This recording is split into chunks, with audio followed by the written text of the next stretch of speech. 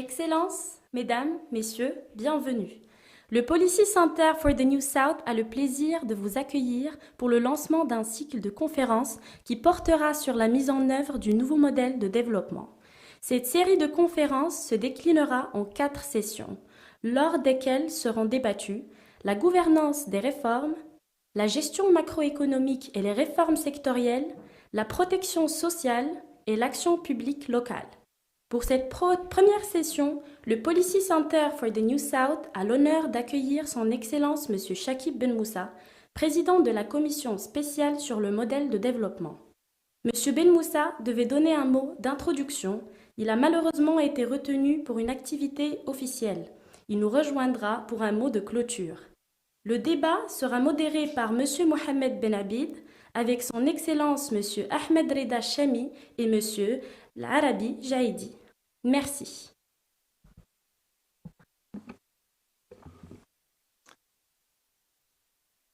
Bonsoir. J'ai le plaisir de vous accueillir pour cette conférence organisée à l'initiative du Policy Center for the New South et que j'aurai le plaisir de modérer. Je remercie encore une fois nos deux intervenants, M. Ahmed Reda Chami, membre de la commission spéciale pour le nouveau modèle de développement, et Sil Arabi Jaidi, qui est senior fellow au Policy Center. Ils ont bien entendu d'autres casquettes, mais qui ne seront pas mobilisés ce soir. Et on respectera bien évidemment leurs réserves par rapport à leurs autres fonctions officielles. Alors, vous l'avez compris, c'est un sujet prometteur et compliqué à la fois, auquel on essaiera de s'attaquer ce soir. La gouvernance des réformes. Alors, la gouvernance des réformes, c'est la question du comment, en partant du principe que la question du pourquoi ne se pose plus pour le nouveau modèle de développement. Par contre, celle du comment reste terriblement ouverte et interpelle la gouvernance et interpelle la mise en œuvre des réformes, des sujets pour lesquels les réponses ne sont pas toutes faites. Alors la gouvernance fait partie de ce plafond de verre dont on connaît le caractère stratégique, mais en même temps la dimension immatérielle et invisible et qui complique la quantification et l'évaluation. Et d'ailleurs, le rapport pour le nouveau modèle de développement insiste beaucoup sur ces dimensions-là. Alors, pour recontextualiser la discussion, je rappelle succinctement quelques axes, quelques éléments qui ont été synthétisés dans le rapport. Ce que le rapport qualifie de nœuds, ces goulets d'étranglement qui empêchent et qui retardent pas mal de réformes dans pas mal de secteurs. D'abord, le premier niveau, le premier nœud, le premier goulet, celui du manque de cohérence verticale entre les visions de développement et les politiques publiques annoncées, d'une part, et la faible convergence horizontale et l'absence aussi de vision stratégique globale et à long terme. Ce sont des déficits qui sont constatés pour l'ensemble des acteurs, qu'ils soient publics ou privés. Il y a aussi cette préoccupation du déficit de coordination, et d'ailleurs il sera beaucoup question dans notre débat d'aujourd'hui sur le comment, sur le how, justement de cette préoccupation de la coordination entre acteurs publics d'une part, mais aussi coordination entre acteurs publics et privés d'autre part. Il y a aussi un deuxième goulet d'étranglement, la lenteur de la transformation structurelle de l'économie, qui est elle-même affectée par des coûts élevés des facteurs de production. Elle est aussi freinée par la faible ouverture, le déficit d'innovation. Il y a aussi la question de la régulation, et j'aimerais tout à l'heure, avec Si Jaidi et Si Chami aussi, qu'on s'arrête sur cette problématique de la régulation. En quoi, à leur niveau, est-ce qu'ils estiment effectivement que c'est un frein important, justement, dans ce débat sur le comment des réformes. Vous avez aussi un troisième nœud, celui des capacités limitées du secteur public à concevoir et à mettre en œuvre des services publics accessibles et de qualité. Et vous avez enfin un sentiment d'insécurité judiciaire et d'imprévisibilité qui limite les initiatives à travers des systèmes qui donnent la part belle au contrôle systématique et à la centralisation. Et donc, à l'issue de ce diagnostic, le consensus est que le déficit de résultats serait d'abord une question de méthode dans la réforme. Donc, dès lors, quelle voie emprunter pour remettre le Maroc sur les sentiers du développement avec des résultats idéalement rapides? Alors, pour introduire cette conférence, je lancerai quelques questions, 5 ou 6. Sachant que, par ailleurs, juste pour situer le déroulé de notre conférence de ce soir, il y aura une séance interactive à la fin des interventions de tout à l'heure pour que vous puissiez poser les questions que vous souhaitez nécessaires. Alors, première question, comment améliorer cette coordination entre acteurs publics d'une part et entre acteurs publics et privés d'autre part? Comment ensuite les méthodes de gouvernance pourraient-elles évoluer, là aussi, tant dans le secteur public que privé, avec idéalement un plus vaste partage des responsabilités? Quelle est aussi la responsabilité des élites économiques et politiques dans ce processus? Si responsabilité il y a, bien entendu. Comment aussi créer cette indispensable synergie entre les systèmes de gouvernance, idéalement qui encourage la responsabilité de la société et qui instaure un climat de confiance, parce que là aussi le sujet, c'est celui de la confiance. Sans confiance, impossible de migrer vers une économie décentralisée, impossible aussi d'investir dans cette innovation tant souhaitée et aussi impossible de mobiliser un ordre social idéalement plus souple. Avant-dernière question, je l'ai dit tout à l'heure, on sent bien qu'il faut un nouveau modèle de régulation. Tout le monde en voit la nécessité. Mais en même temps, on en voit les difficultés. Alors, si l'organisation de la régulation doit conditionner le changement institutionnel, alors dans ce cas-là, quelle est l'orientation qu'il faudrait lui donner? Et enfin, pour terminer sur une petite note positive, peut-on tirer des leçons de ce qui marche, en intégrant le postulat qu'il y ait des choses qui marchent et sur lesquelles il est possible de capitaliser. Donc chacun de nos deux intervenants va essayer de répondre et d'apporter sa contribution à ce débat. Sans plus attendre, je vais demander peut-être, si l'Arabie peut-être le permet, voilà, donc... Vas-y. Bien. Très bien, donc c'est l'Arabie dit, c'est Chami. Si Chami, moi j'avais pensé à si Chami. Très bien. On a l'élégance de recevoir nos invités, c'est à eux que la parole doit être donnée en premier. Merci, c'est Rabi. Mesdames et messieurs, c'est un plaisir que d'être là avec vous. Heureusement que tu m'as donné tes copies parce que sinon, il m'était impossible de retenir 6 questions comme ça, tirées à la mitraillette, aussi rapidement. Je voudrais juste mettre les choses dans leur contexte, si tu permets. Parce que, bon, je pense qu'on a des auditeurs, il y a des gens présents. Je vais, franchement, très rapidement. Le nouveau modèle, c'est quoi? Le nouveau modèle, d'abord, c'est une approche. L'approche qui a été une approche consultative menée auprès de toutes les forces vives du pays, menée avec plus de 9700 interactions directes avec les citoyens et avec les institutions, 350 experts nationaux, 170 experts internationaux, 1000 heures de travail d'interaction. On a écouté les Marocains résidant à l'étranger. Donc moi je dis souvent, le nouveau modèle, ce n'est pas 35 membres qui ont travaillé, c'est 35 millions de Marocains qui ont rendu une copie. Je pense que c'est vraiment très important de savoir. Et donc, ça préfigure de ce que devrait être la construction des politiques publiques par la suite. Les politiques publiques, j'effleure déjà un des éléments importants. J'effleure un des éléments importants, c'est il faut les construire avec les gens qui sont concernés par les politiques publiques. Donc, d'abord, c'est une approche. Ensuite, c'est une ambition. Ambition 2035, un Maroc des compétents, un Maroc prospère, un Maroc des compétences, un Maroc inclusif, un Maroc durable, un Maroc audacieux, avec des projets, je dirais, de projection d'avenir sur le numérique, sur l'énergie, sur la place financière, sur le savoir, etc. etc. Mais ça, et c'est aussi des choix stratégiques. 4 choix stratégiques, une économie qui crée de l'emploi, qui est diversifiée, qui est, je dirais, transformer, parce qu'on a besoin d'une transformation structurelle de l'économie. C'est un capital humain qui est compétent, qui est préparé pour l'avenir. C'est un Marocain, c'est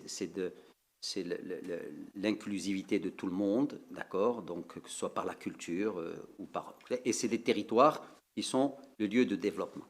Et ça, à la limite, c'est ce que nous dirait, franchement, à part l'approche participative, si vous prenez un cabinet de conseil, c'est pour ça que c'était important que ce soit souligné au départ, ce n'est pas les idées qui manquent, c'est ensuite la mise en place. Et donc c'est pour ça qu'on a beaucoup insisté sur d'abord le référentiel. C'est quoi le nouveau référentiel de développement?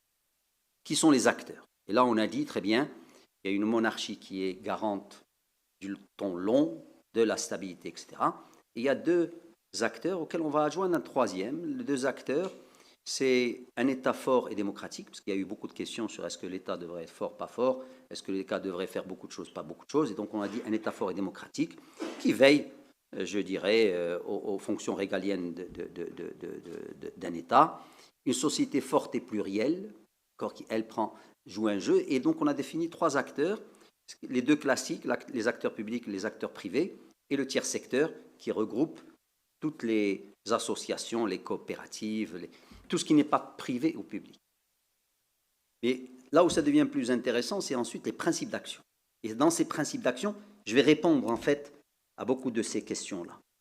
Premier principe d'action, on dit une politique publique doit être co-construite. Et donc, il faut qu'on expérimente, qu'on écoute les gens. Et je donnerai un exemple tout à l'heure sur si on prend une politique publique de la jeunesse, comment elle devrait être construite. Un deuxième principe d'action, c'est l'impact sur le citoyen. Il faut arrêter de dire on a construit tant d'écoles, il faut me dire combien on a augmenté le taux de classement PISA, par exemple. Un troisième principe d'action, c'est la subsidiarité. Tout ce qui doit être fait au niveau local est fait au niveau local. Et ensuite, il remonte au régional et il remonte en national. Un quatrième principe d'action, c'est la durabilité environnementale, la soutenabilité financière. Et un cinquième, je dirais, principe d'action, ça serait le renforcement des capacités, mais des acteurs pour déléguer.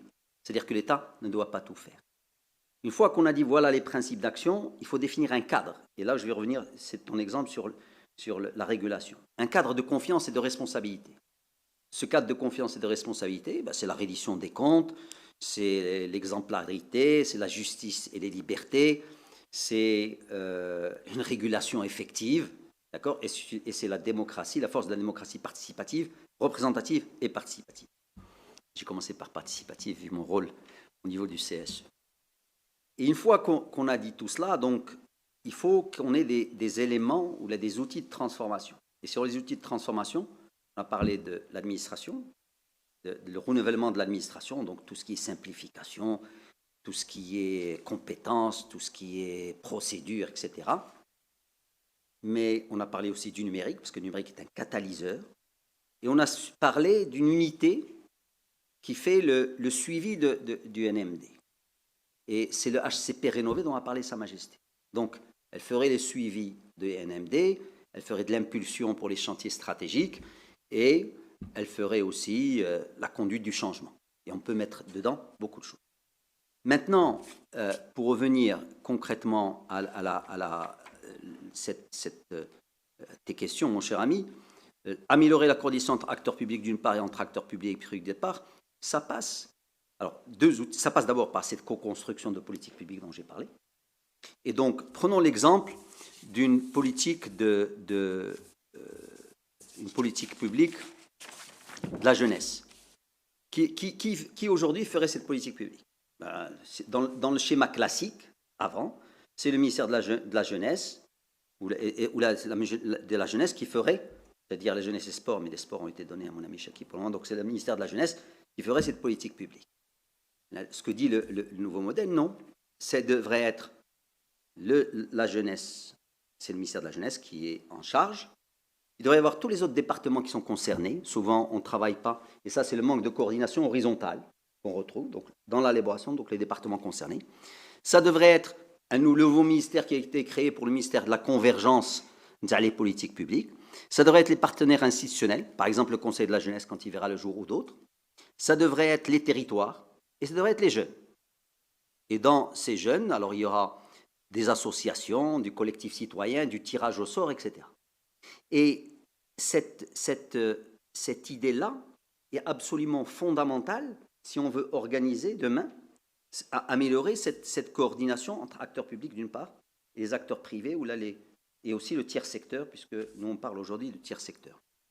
Est-ce que les méthodes de gouvernance pourront évoluer? Oui, elles pourront évoluer. Il faut qu'il y ait une volonté politique pour les faire évoluer. Si on reste dans ce gouvernement ou là, dans les autres qui viennent, sans qu'il y ait une appropriation des concepts dont on a parlé, de co-construction, de participation, etc., rien ne va évoluer. Il faut qu'on soit clair là-dessus. Ce n'est pas un rapport qui va faire évoluer, aussi, je dirais, intéressant, riche soit-il. C'est vraiment l'action sur le terrain qui pourra faire évoluer. C'est demain, je pense, que le HCP rénové, je vais l'appeler comme ça parce qu'on l'a tellement appelé tellement de choses, le HCP rénové aura un rôle à jouer pour s'assurer que nous sommes dans cette conduite du changement dont on a parlé. La responsabilité des élites, oui. De toute façon, ce sont les élites qui font avancer, je dirais, qui sont au cœur le changement. Et donc, si des élites privées, dans le domaine privé, disent non, nous, on est très bien là où nous sommes parce que l'économie telle qu'elle est nous arrange, parce qu'on a des privilèges qu'on ne veut pas lâcher, et sûrement que ça va être le cas, hein, parce que c'est le comportement de l'homo economicus, d'accord? Eh bien, c'est là où il faut qu'il y ait des instances de régulation qui soient fortes et qui viennent chambouler tout le statu quo qui est aujourd'hui le nôtre, d'accord? Voilà, donc si tu veux, et je pense, puisque c'est ta quatrième question, la synergie, je ne l'ai pas comprise, mais ce n'est pas grave, on pourra y revenir après que mon ami l'Arabie ait parlé. Mais alors, les leçons, ce qui marche, parce qu'il y a des choses qui marchent. Nous, on a appelé ça les convergences dans le cadre du rapport. Alors, malheureusement, ce sont des convergences. Alors, non, heureusement et malheureusement. Malheureusement, ce sont des convergences qui ne peuvent pas être à la limite prises comme politique publique ou là pour réformer tout le système, mais c'est de très beaux exemples d'acteurs sur le terrain, et Dieu sait qu'il y en a qui sont nombreux, et ça prouve un peu le génie et le côté innovation des Marocains, soit dans le domaine du sport, soit dans le domaine de l'apprentissage, soit dans le domaine de l'environnement, soit dans différents domaines, nous avons trouvé des acteurs qui ont développé des pratiques extrêmement intéressantes, qui, elles, pourraient être généralisées dans le cadre de politiques publiques demain qui s'adresseraient, je dirais, au territoire national. Donc, c'est un peu des best practices qui pourraient être partagées entre les uns et les autres. Merci. J'ai essayé de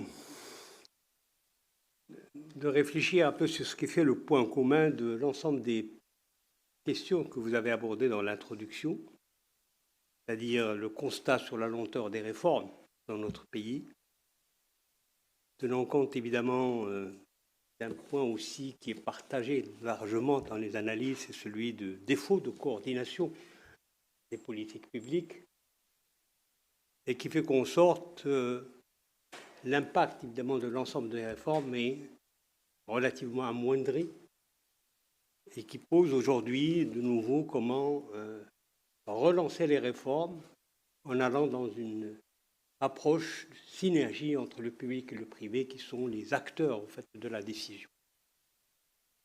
Si je cherche de réfléchir sur le point commun, je partirai aussi de votre constat sur la lenteur des réformes. Nous sommes dans un débat où il ne s'agit plus de restituer les grandes orientations du modèle. Notre souci, dans le suivi des orientations du modèle, c'est de voir comment les implémenter. C'est de voir quelles sont les conditions pour que les grandes réformes ou les grands axes de réformes qui sont proposés peuvent être appropriés par tous les acteurs, je dirais même par la société, et puis réunir les conditions de leur implémentation. Nous sommes aujourd'hui dans cette phase. Nous ne sommes plus dans la phase de discuter des orientations, mais de comment les traduire réellement dans la mise en œuvre. Et là, évidemment, la lecture des dysfonctionnements de la mise en œuvre des réformes antérieures, parce que le Maroc, sur ces 30 et 40 dernières années, a connu des réformes multiples, macroéconomiques, mésoéconomiques, microéconomiques, sociales, et j'en passe. Avec des productions de textes de loi, un foisonnement de production de textes de loi, et sur lesquels peut-être on ne s'est jamais beaucoup interrogé sur leur mise en œuvre, ou l'évaluation en tout cas de leur impact, ou les ajustements qu'il faudrait introduire.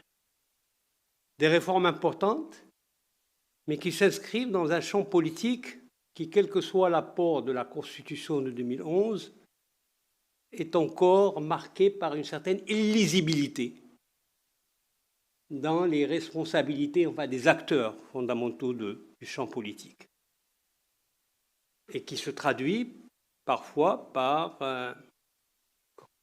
comme on l'a apprécié dans le rapport, par, je dirais, une réticence à la prise de risque politique, à la prise de risque de la décision au sein de l'administration, et qui parfois tend vers une forme de déresponsabilisation des acteurs en tant que tels.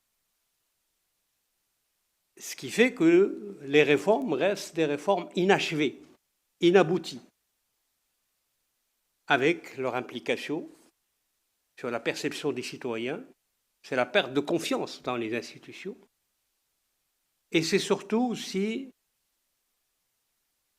le développement chez le citoyen d'un certain nombre de regards sur la décision politique, sur la collusion des intérêts et le chevauchement, j'allais dire, des pouvoirs politiques et de l'argent, sur le dysfonctionnement de la justice et son impact sur l'intégrité et la probité de ces instances, sur la reproduction de l'écosystème de la corruption, comme on l'a appelé dans le rapport.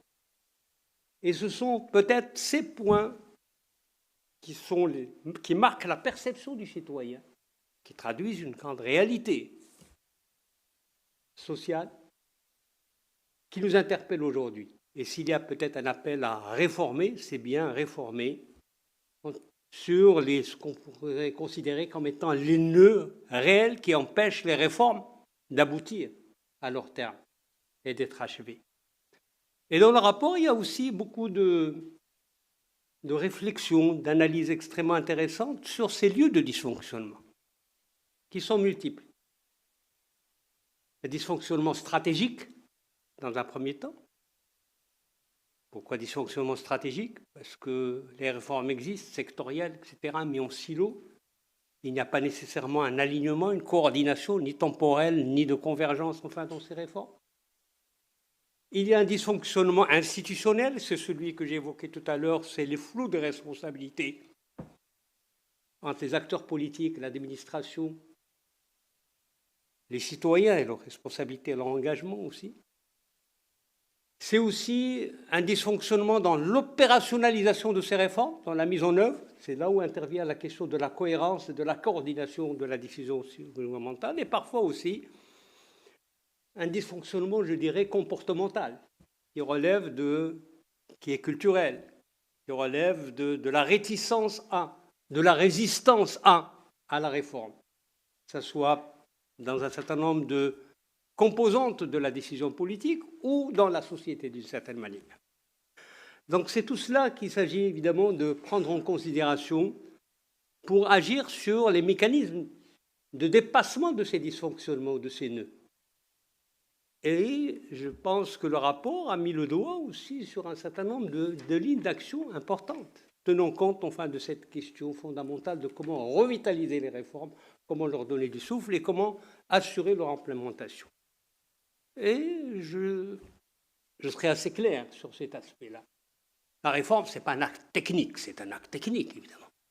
Mais c'est un acte politique. Même la plus petite des réformes est un acte politique. C'est-à-dire, il traduit une vision, il traduit des choix et traduit en même temps des mécanismes de décision. Et les acteurs sont à interpeller dans la conception de ces réformes et dans la mise en forme de ces réformes. Les acteurs, c'est dans un premier temps la relation entre la monarchie et les autres institutions.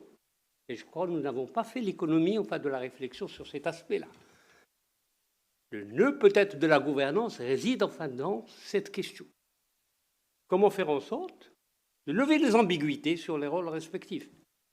On évoque souvent, et à juste titre, que le Maroc, comparativement à d'autres pays, il est dans le temps long.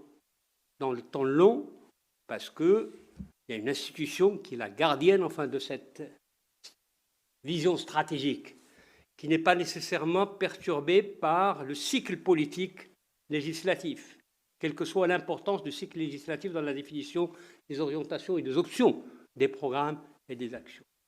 Mais ce cycle, cette dimension du long terme, assumée stratégiquement par la plus haute autorité du pays, ne peut pas se transformer en un temps lent, celui de la prise de décision, celui de la mise en place de la décision, celui géré par les autres acteurs, qu'ils soient administration, qu'ils soient acteurs politiques. Donc c'est cette ambiguïté qu'il faudrait lever. La Constitution l'a levée, mais la Constitution de 2011 reste encore assez mal exploitée dans la définition des rôles des uns et des autres. C'est aussi l'institution gouvernementale, deuxième acteur important.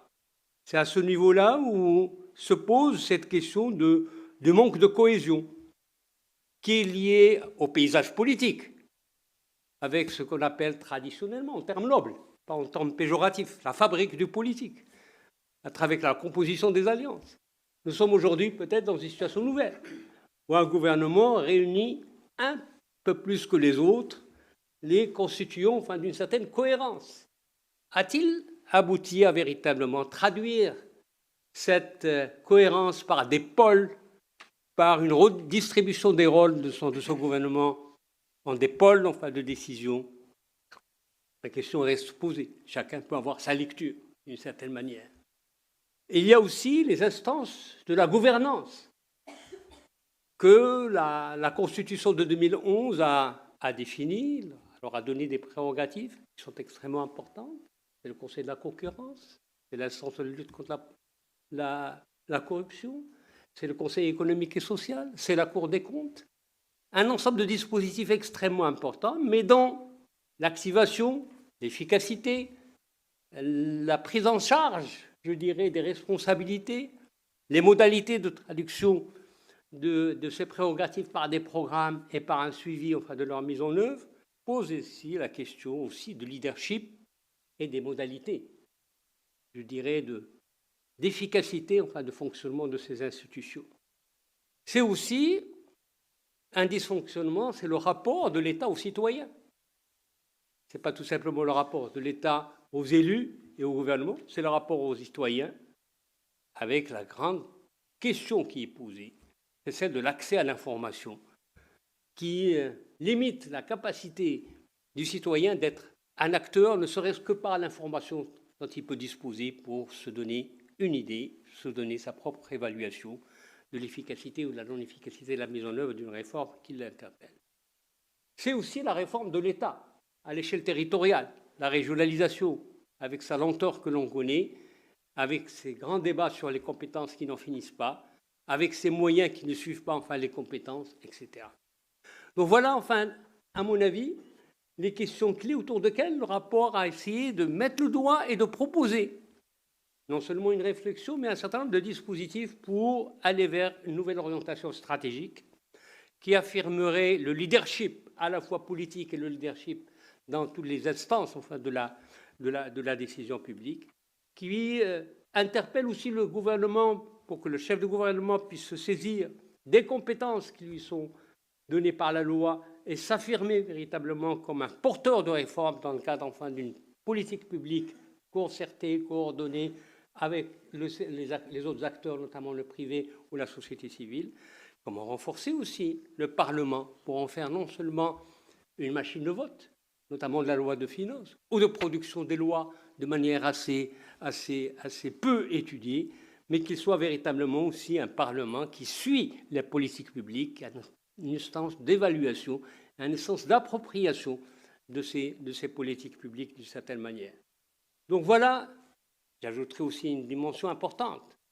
Il ne peut pas y avoir de réforme sans cette réflexion sur les corps intermédiaires, qu'ils soient politiques, qu'ils soient syndicaux, qu'ils soient de la société civile, qui sont aussi des lieux enfin, de la décision et qui permettent véritablement aux citoyens de s'exprimer dans les choix de politique économique. Donc voilà, enfin, quels sont, à mon avis, quelques aspects qui peut-être synthétisent l'ensemble enfin, des questions qui sont dans la complémentarité de ce que disait Ahmed tout à l'heure et qui posent aujourd'hui la question du leadership politique dans la conduite enfin, des réformes, au-delà des mécanismes enfin, d'implantation. Mais dans un premier temps, le leadership dans la conduite enfin, de ces politiques et de ces réformes. Merci Sijaidi. Je m'adresse si Chami. Alors, de manière urgente, parce que là, il y a beaucoup de choses, il y a beaucoup de chantiers à ouvrir. Maintenant, on se met dans la posture d'une nouvelle configuration politique, un nouveau gouvernement, célébrer les 100 jours au pouvoir. Ils ont besoin peut-être d'un kit actionnable. On a toujours tendance à considérer, à vouloir courir plusieurs lièvres. On se retrouve finalement, à faire du surplace. Si on devait situer un certain nombre d'actions prioritaires, ou du moins structurantes pour tout le reste, 3 actions, 3 axes majeurs, ce serait quoi à votre avis? Merci. Moi, déjà, il faut que ce gouvernement se saisisse du nouveau modèle. Si vous voulez, si on ne peut pas parler de 3 axes s'il n'y a pas une appropriation du nouveau modèle. Et en fait, je vais remonter un peu plus haut que le gouvernement. Il faut que les différents acteurs se saisissent du nouveau modèle. Et donc, c'est pour ça qu'on avait parlé d'un pacte qui devait être signé, qui engageait les acteurs. Si les acteurs ne sont pas engagés, libre à eux de faire ce qu'ils veulent. Donc, je pense que déjà, la priorité numéro 1, c'est qu'on signe un pacte. D'accord, qui devrait, ou là, qu'on l'appelle comme on veut, mais il faut que les engagements sur le nouveau modèle puissent être quelque part consignés. Parce qu'on ne peut pas ensuite demander à un gouvernement s'il a suivi le nouveau modèle, s'il ne s'est pas engagé sur le nouveau modèle. Parce que dans tout ce qui est programme gouvernemental, et on le sait, d'abord, c'est un programme gouvernemental qui est fait d'une, je dirais, qui est une plateforme commune à la majorité. Il y a et puis deuxièmement, la compréhension des réformes peut être très différente, je dirais, selon l'angle par lequel on l'approche.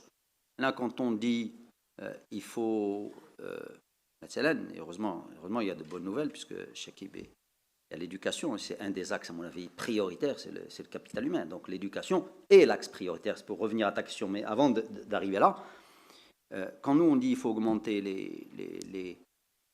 par exemple, les enseignants, c'est contre performance. Si on dit, non, on va augmenter les enseignants sans qu'il y ait performance, on n'a pas fait grand-chose. D'accord ? Quand nous, on parle de l'économie de rente, chacun peut avoir une idée de l'économie de rente. Et donc, c'est pour ça que, d'abord, on doit se mettre d'accord sur les fondamentaux. Et on doit consigner à de l'accord. Donc, c'est une volonté politique, d'abord. Ça, c'est un. Deuxième des choses. Une fois qu'on a dit ça, comme je l'ai expliqué tout à l'heure, c'est la méthodologie qui est la plus importante dans ce nouveau modèle. Et donc, il faut qu'il y ait un séminaire gouvernemental et que le chef de gouvernement dise « Mesdames et messieurs les ministres, voilà comment on va construire nos politiques publiques sur les 5 années à venir. » Donc, on va faire de la co-construction, on va voir l'impact, on va faire passer le référentiel dans lequel on fait passer les politiques publiques. Si une politique publique ne respecte pas le référentiel, elle ne peut pas être passée en conseil de gouvernement. Ça, c'est un autre. Voilà, c'est une façon de faire. Après, les sujets, on n'a pas besoin parce qu'il y a tellement de ministres. Enfin, il y a tellement de ministres, il y en a moins qu'avant, c'est déjà bien. Mais chacun peut travailler sur des chantiers qui mènent. Le ministère de l'économie peut travailler sur ce qu'on a appelé la transformation structurelle de l'économie. Le ministère de l'Industrie peut travailler sur les chantiers industriels. Et d'ailleurs, un des éléments qu'on a proposé qui me semble extrêmement intéressant, ce qu'on appelait les task forces sectorielles. Les task forces sectorielles, pour nous, c'est un véritable outil de gouvernance pour être plus effectif ou là pour qu'il y ait plus d'effectivité des politiques publiques. Parce que tu prends n'importe quel secteur. Prends le secteur, les matériaux de construction. Tu dis, moi, ministre de l'Industrie, je vais développer les matériaux de construction. Non, tu n'es pas sorti de l'auberge. Parce que tu as le ministère de l'Intérieur qui est impliqué, tu as le ministère, tu as tellement de ministères des Finances, il y a tellement d'autres ministères. Et donc, on dit, quand on a des nœuds de développement qui existent dans ces secteurs industriels ou des secteurs économiques d'une manière générale, le transport, j'ai parlé de l'économie bleue, etc., qu'il faut qu'il y ait un chef de file qui est le ministre concerné et qui crée ces task forces sectorielles qui sont des task forces pendant une certaine, qui sont là ad hoc, qui sont là pour lever tous les nœuds, public-privé. Monsieur, d'accord? Parce que c'est le privé qui comprend mieux quels sont les blocages qu'il a pour tel ou tel secteur et on travaille ensemble pour lever ces secteurs, pour lever ces blocages. Donc voilà. Alors donc j'ai parlé de l'éducation, j'ai parlé de l'économie. Il y aurait un secteur aussi qui est, je dirais, extrêmement important, dont on ne parle pas assez, c'est le secteur de la culture. Parce que c'est de l'inclusivité qu'on fait avec la culture. On a lancé la protection sociale. Il n'y aurait pas eu le lancement de la protection sociale, clairement qu'il aurait figuré parmi qu'il resterait sur le podium. D'accord? Mais comme on l'a lancé, alors le lancer ne veut pas dire le réussir. C'est une autre paire de manches. Donc voilà, je crois qu'il faut cette volonté politique, il faut cette appropriation, il faut prendre les principes qui sont les principes de changement qui sont là, qu'on a bien définis, avec les autres. On n'a rien inventé. Hein. D'accord? On a écouté les gens et on s'est dit, pour avoir une politique publique, qui est impactante, elle impacte le citoyen, il faut l'écouter. Pour que les gens se l'approprient, que ce soit les acteurs territoriaux, là, les acteurs au niveau national ou là, le citoyen lui-même, il faut qu'elle soit co-construite. Pour qu'on s'assure qu'elle marche, il faut faire de l'évaluation. Il ne faut pas que cette évaluation se fasse par les gens qui font eux-mêmes les politiques publiques. Donc tout cela se tient. Et franchement, après, qu'est-ce qu'on fait? C'est quoi une réforme? On dit qu'est-ce qu'on va faire? Je crois qu'on sait plus on va faire. Qui est-ce qui va faire et comment on va le faire? Et ça, bien sûr, ça aussi c'est un point essentiel qui revient, c'est le leadership. Il faut qu'il y ait un leadership qui soit courageux, parce que quand on va vouloir changer les choses, les acteurs ont leurs intérêts. Il faut qu'il y ait un leadership qui n'a pas peur de la sanction. C'est pour ça qu'on a dit il faut encourager les gens à prendre de l'initiative au niveau de l'administration pour qu'ils ne se sentent pas bloqués par rapport, je dirais, au châtiment qui peut demain descendre. Il y a des choses qui ne sont inacceptables, qui est, je dirais, l'abus de position, je dirais, de la corruption, etc. Mais sinon, en dehors de cela, il faut encourager, je dirais, l'initiative. Et on fait avec les acteurs et on fait participer le citoyen. Voilà un peu en gros, encore une fois, pour répondre à ta question d'une manière plus large. Je serai toujours dans la complémentarité. Il y a la réponse d'Ahmed que je partage totalement, qui a mis l'accent sur la méthode, qui est une question fondamentale, parce que c'est à travers la méthode que la question d'appropriation de ce modèle peut se mettre en place. Mais de mon côté, j'apporterai enfin un autre regard, c'est celui des acteurs. Vous avez dit quels sont les trois axes. Je dirais quels sont peut-être les trois lieux sur lesquels il faudrait mettre l'accent. Le premier, d'ailleurs ça a été dit enfin, dans le rapport, et ça a été développé, analysé avec des propositions extrêmement judicieuses, c'est celui de l'administration. La réforme administrative. C'est un thème que nous traînons depuis des années. Plusieurs types de réformes se sont mises en place depuis le fameux rapport de la Banque mondiale des années 80. C'est devenu l'Arlésienne, effectivement. Mais c'est un acteur clé. Laissons de côté l'acteur politique qui définit des choix, qui définit des orientations. Mais si nous réfléchissons sur la mise en œuvre, nous sommes face à un acteur essentiel, celui évidemment de l'administration. Là aussi, la Constitution de 2011 a apporté un certain nombre de principes, d'orientation extrêmement importantes sur le rapport entre administration et citoyen, le rapport administration-monde d'entreprise, sur la question de l'accès à l'information, sur la question de la dématérialisation, etc. Mais nous constatons, il y a une dernière mesure qui a été prise en 2018 avec un plan de réforme global axé essentiellement sur la numérisation. Mais nous sommes toujours dans ces situations où il faut accélérer cette transformation de l'administration.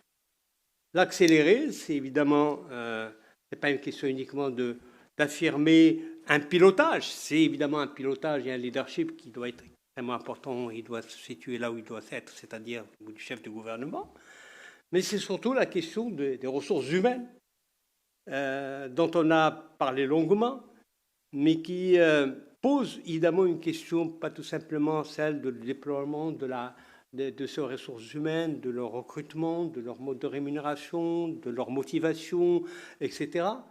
Mais aussi, et là le rapport a mis l'accent sur une dimension extrêmement importante, sur la haute représentation au sein de l'administration, les hauts cadres de l'administration, comment développer un nouveau mécanisme de recrutement qui soit ouvert, qui soit sélectif, qui soit en même temps basé sur la compétence et la méritocratie, qui soit accompagné d'un changement de mode de contractualisation, qui soit basé sur le principe de l'évaluation de la performance, du suivi de la performance, etc.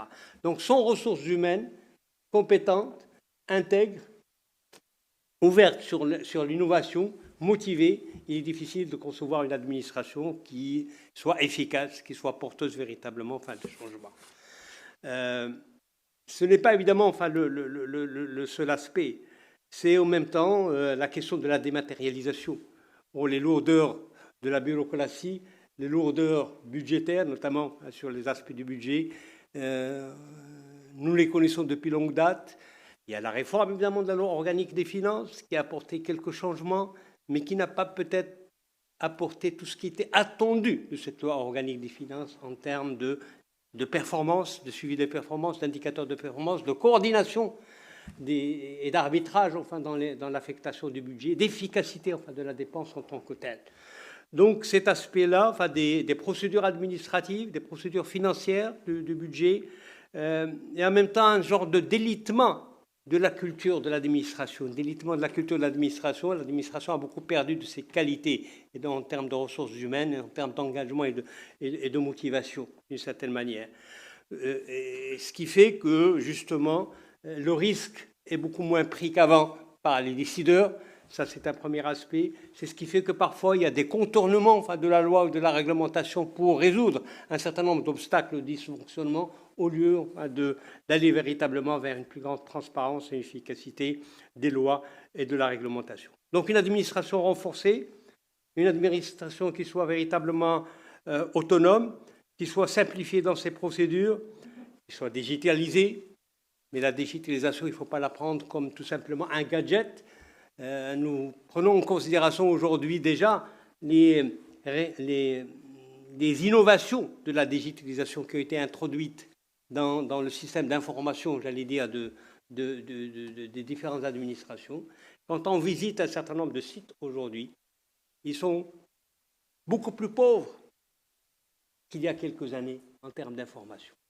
Ils sont peut-être des sites esthétiquement beaucoup plus attractifs, mais en termes de contenu et d'information, ils laissent à désirer même par rapport à ce qui était précédemment servi comme information aux citoyens ou comme information à l'entreprise. Donc cette question de la digitalisation, ce n'est pas tout simplement les technologies de l'information en tant que telles, mais aller vers véritablement une simplification et une dématérialisation, et en même temps un circuit d'information qui soit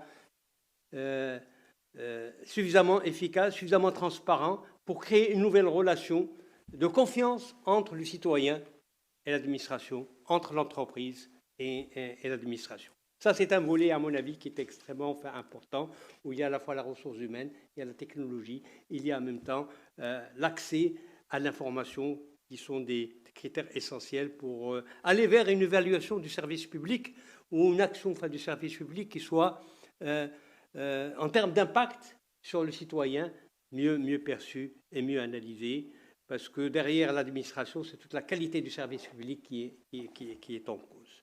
Le deuxième axe, à mon avis, qui est important dans la réforme, c'est l'État territorial, la territorialisation des politiques publiques. Là aussi, la réforme a une longue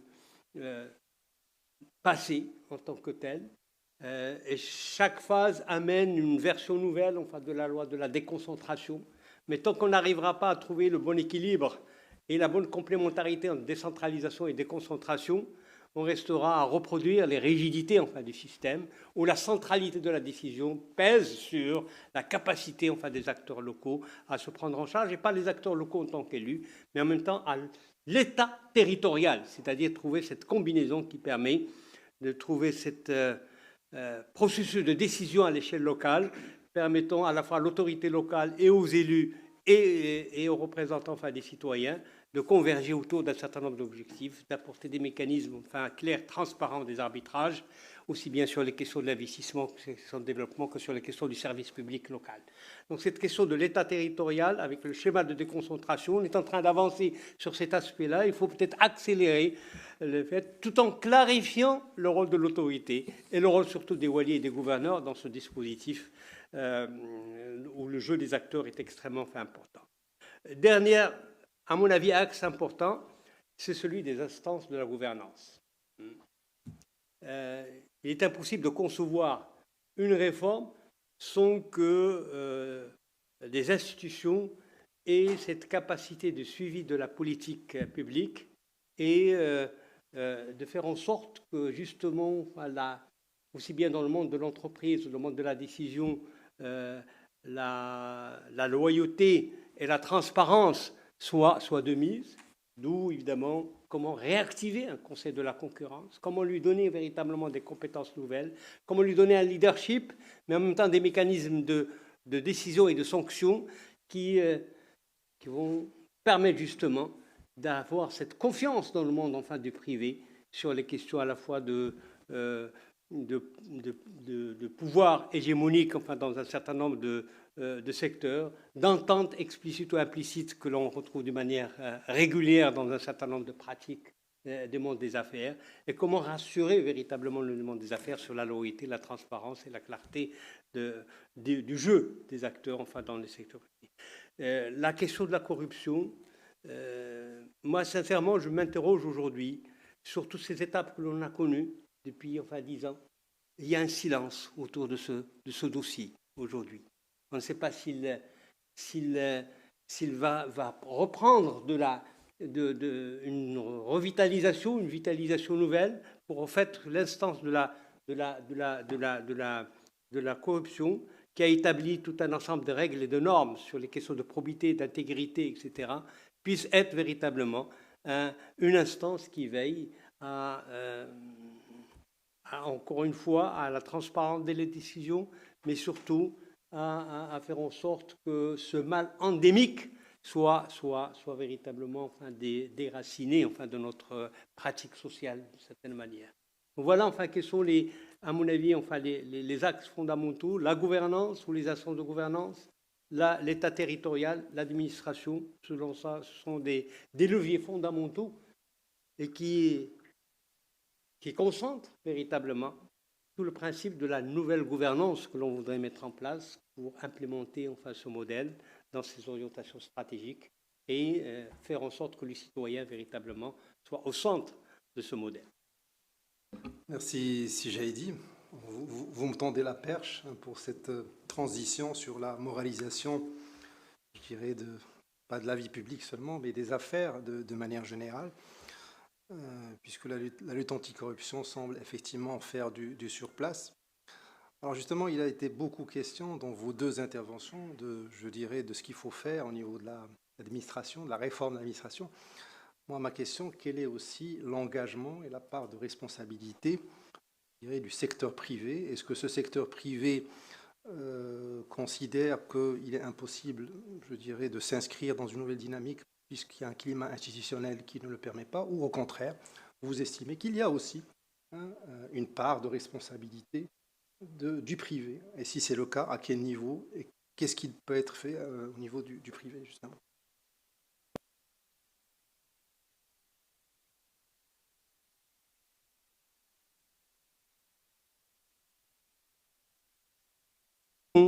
Que c'est un acteur fondamental de la création de la richesse.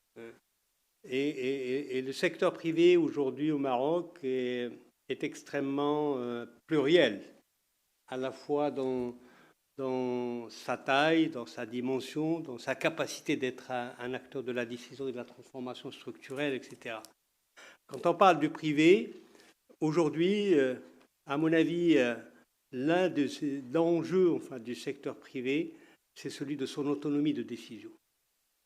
C'est celui de sa capacité de s'organiser de manière professionnelle, pour faire ressortir une convergence d'intérêts, pour réguler les contradictions qui peuvent tout à fait et normalement se retrouver dans un secteur privé vu la compétition et la concurrence, et pour faire se donner une vision de moyen et de long terme, et des mécanismes évidemment de concertation, de dialogue avec l'État, mais avec aussi les autres partenaires, c'est-à-dire les syndicats, notamment dans l'entreprise. Faire en sorte que l'entreprise soit véritablement aussi un nouveau modèle de conception des relations sociales.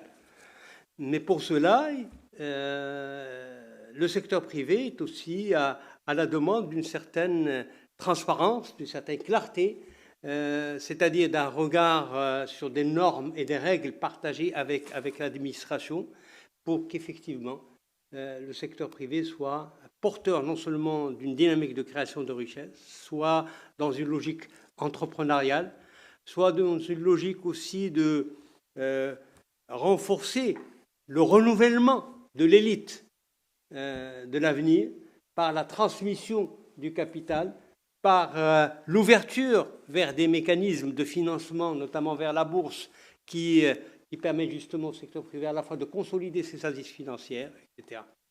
Mais je crois qu'il y a beaucoup d'aspects que vous évoquez derrière cette question. Le privé est un acteur fondamental aujourd'hui. Pourquoi ? Parce que les choix sont faits et ce sont des choix sur lesquels il n'y a pas de retour, ce sont les bons choix, c'est-à-dire que l'économie marocaine est une économie qui doit être construite sur la liberté d'action, la liberté d'entreprendre. Il faut sécuriser cette liberté d'entreprendre et liberté d'action. Mais en même temps, cette liberté d'entreprendre et d'action, il faut lui donner les normes et les règles à respecter.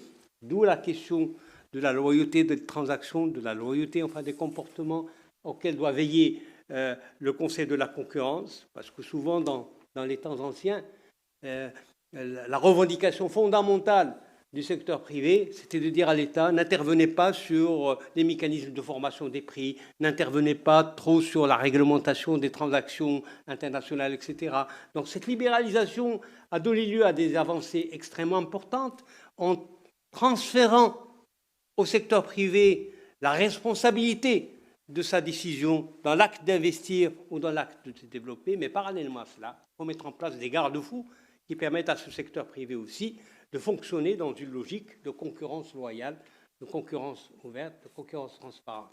Il faut aussi que dans tous les marchés qui sont portés par l'État et qui sont fondamentaux, parce que n'oublions pas que l'investissement privé est souvent, dans beaucoup de secteurs, dynamisé grâce aussi à l'investissement public. Ce lien entre l'investissement public et l'investissement privé, il faut veiller à sa transparence à travers la question de la commande publique et la transparence de la commande publique dans les marchés et faire en sorte que le secteur privé puisse s'organiser parce que c'est à partir de l'organisation de la profession que peuvent s'organiser aussi les marchés d'une certaine manière.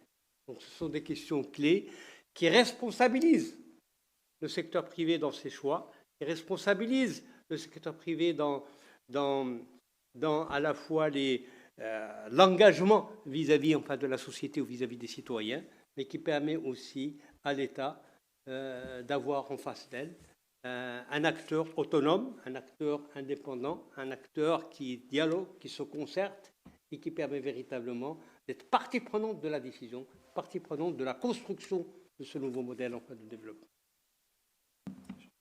Moi, ta question, je l'ai comprise pas sur le rôle du privé dans la construction du modèle. De toute façon, c'est évident, hein, c'est qu'eux qui créent la richesse. Hein. Après, le public, on a eu d'ailleurs un très long débat sur l'investissement public versus l'investissement privé. S'il nous manque quelque chose dans ce pays, c'est plus l'investissement privé que l'investissement public. Hein. Il faut qu'on arrête de nous parler de 260 milliards de dirhams d'investissement public. Bon, donc ça sur ça, le rôle du privé, etc. Moi, je vais parler plus de l'autre côté et de la responsabilité du privé. C'est ce que j'ai compris dans les conflits d'intérêts, dans les problématiques. C'est ça ce que tu as dit. En fait, il ne faut pas faire de pari sur la vertu, ni dans le public, ni dans le privé. C'est comme ça que je le vois. Pas de pari sur la vertu. Il faut qu'on mette en place.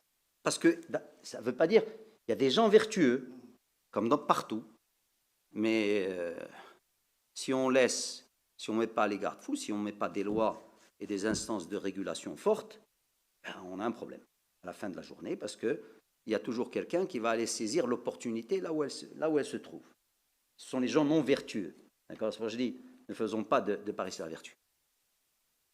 Non, il faut que, franchement, moi parfois je suis vraiment désabusé, parce qu'on identifie tous des choses extrêmement importantes pour le pays, et après, il nous faut des années et des années pour les accomplir. L'instance de la lutte contre la corruption. Si Bachir Rachdi, ça fait 2 ans qu'il est payé là, il travaille. Elle est où cette instance ? Il nous a fallu 2 ans pour avoir une loi. Après, il faut avoir les membres, il faut commencer à travailler. On doit aller plus vite. Et quand on doit aller plus vite, on a parlé tout à l'heure du renforcement le Parlement, parce que les lois se font au Parlement. Il faut qu'on fasse un fast-track. Moi, je me dis, ce gouvernement a une chance énorme, unique, parce qu'ils viennent avec une majorité extrêmement forte.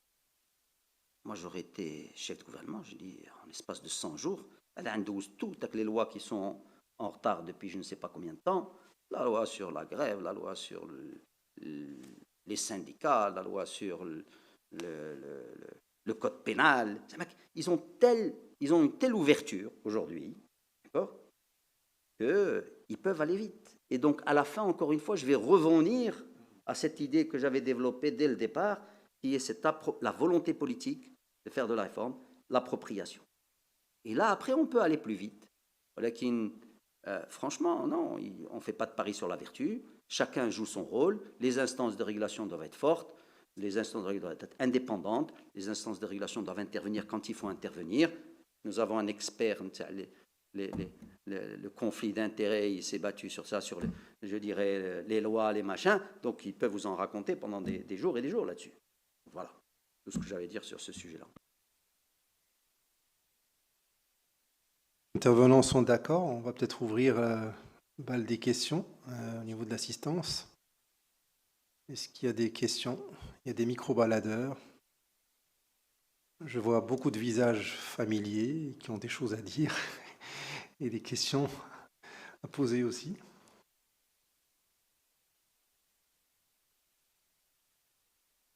Oui, c'est Ben Moussa. Il y a un conflit d'intérêts là. Ce n'est pas un conflit d'intérêts, c'est une situation d'incompatibilité. Et la nuance est importante. Merci à Policy Center et à la Commission d'organiser cet échange qui est, à mon avis, à la fois très important et très utile dans le contexte actuel de notre pays. Évidemment, mes amis, Si Ahmed et Sel Arabi ne seront pas étonnés d'entendre une convergence assez forte avec l'essentiel des idées qu'ils ont développées, avec évidemment quelques nuances sur certains aspects. Évidemment, je ne reviendrai pas sur tout ce qu'ils ont dit, mais je voudrais souligner un point qui me semble aujourd'hui fondamental, sur lequel nous devons prendre tous conscience à ce moment particulier de l'histoire contemporaine de notre pays. Moi, j'ai le sentiment personnellement que nous sommes aujourd'hui face à 2 légitimités institutionnelles et politiques.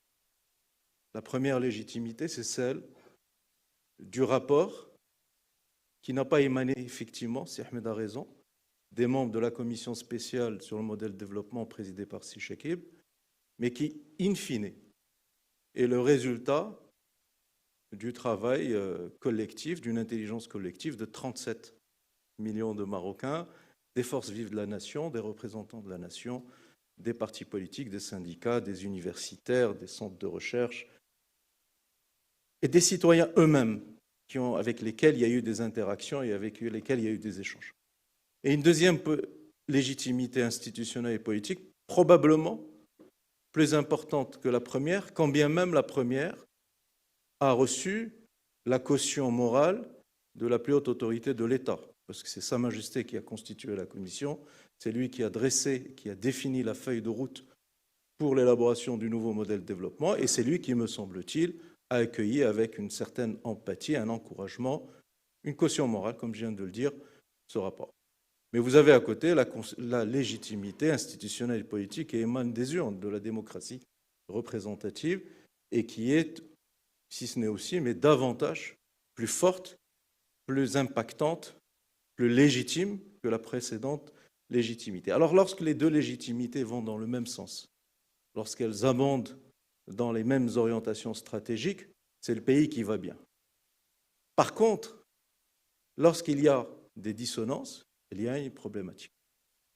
Alors ma question que je voudrais partager avec mes amis, c'est Ahmed, c'est l'Arabé, et avec vous-même, c'est Ben Abid, et avec l'ensemble des intervenants, si Chagib aussi, c'est comment on fait pour gérer les éventuelles situations de dissonance. Et comment on fait pour que les acteurs de la démocratie représentative, qui sont à la définition, à la mise en œuvre des politiques publiques, et comment on fait pour que les acteurs de la démocratie participative, les ONG, les intellectuels, les universitaires, mais aussi ceux qui ont contribué à penser ce nouveau modèle de développement, comment on fait en sorte que les dissonances puissent être réduites à leur plus simple expression dans un processus d'intelligence collective, de nouvelle intelligence collective, et éviter de recourir à l'arbitrage de l'institution monarchique parce qu'elle est à la tête des deux légitimités. Merci. On va rassembler les questions, puis après on y répondra. Merci. Je crois que je vais aller un peu dans le même sens de Sibn Moussa. On a beaucoup parlé d'appropriation. Je trouve ce terme formidable parce que ça met tout le monde au même niveau de la responsabilité. Vous avez parlé, Sereda, du fruit de large concertation, en fait, que le nouveau modèle de développement est le fruit de cette large concertation. Alors, ma crainte, c'est que là où on parle de la mise en œuvre, où on parle de gouvernance, j'ai comme l'impression que l'approche bottom-up est en train d'être sacrifiée pour retourner au modèle ancien, up-down. Et là, on va tout perdre, parce que je pense que cette appropriation n'aura de sens et n'engagera les gens que s'ils se sentent concernés, que s'ils se sentent une partie prenante justement de cette mise en œuvre. Alors comment justement s'évertuer à réfléchir différemment pour dire oui, on innove, tout le monde est concerné, tout le monde a des choses à donner. Merci. Merci. J'irai un peu dans le même sens, mais je me pose une question. Si on se ramène tous à ce qui a eu lieu dans notre pays en 2005, lorsqu'il y a eu un rapport sur ces conteneurs, je crois que tout le monde s'en rappelle, et on avait le même engouement, le même enthousiasme qu'aujourd'hui par rapport à ce rapport. 15 ans plus tard, qu'est-ce qu'on est sorti? Qu'est-ce qu'on a gagné de ce rapport? Tout le monde disait que ça a été très bien fait. C'était une méthodologie un peu différente, disait Ahmed Reda, mais tout le monde disait que c'était intéressant. Il y avait des contributions, il y avait un diagnostic qui a été fait, il y avait des nœuds qui ont été identifiés, il y avait un travail.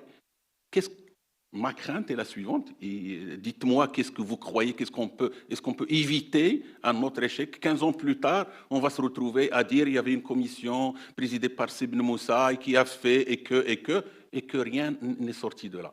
Moi, j'ai cette crainte. Je voudrais la partager avec vous. Dites-moi l'inverse, s'il vous plaît. Vous avez dit c'était bien, il fallait dire Sibn Moussa.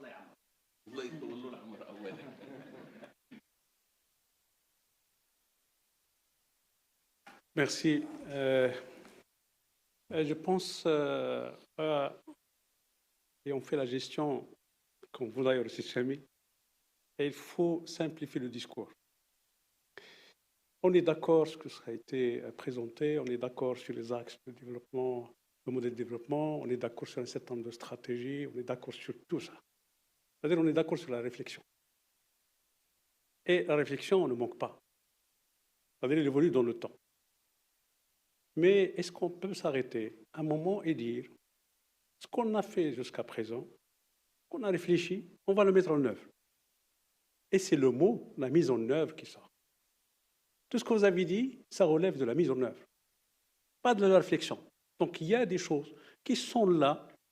Donc il faut passer le temps nécessaire pour les mettre sur le terrain. Je pense que ce qui a été dit, c'est beaucoup plus l'action. Comment passer des axes, de modèles de développement à l'action, à travers le politique, à travers l'administration, à travers, et ainsi de suite. Je pense que parlons de la mise en œuvre, parce que c'est ça qui va résoudre le problème. Sinon, on va perdre notre temps à discuter, le modèle a dit, les stratégies ont dit, etc., etc. Mais parlons le comment de la mise en œuvre. Parce qu'effectivement, on a vécu ça dans un certain nombre de stratégies, on a vécu ça dans un certain nombre d'idées excellentes. Mais finalement, quand on voit le résultat, et c'est ça, c'est décevant parfois.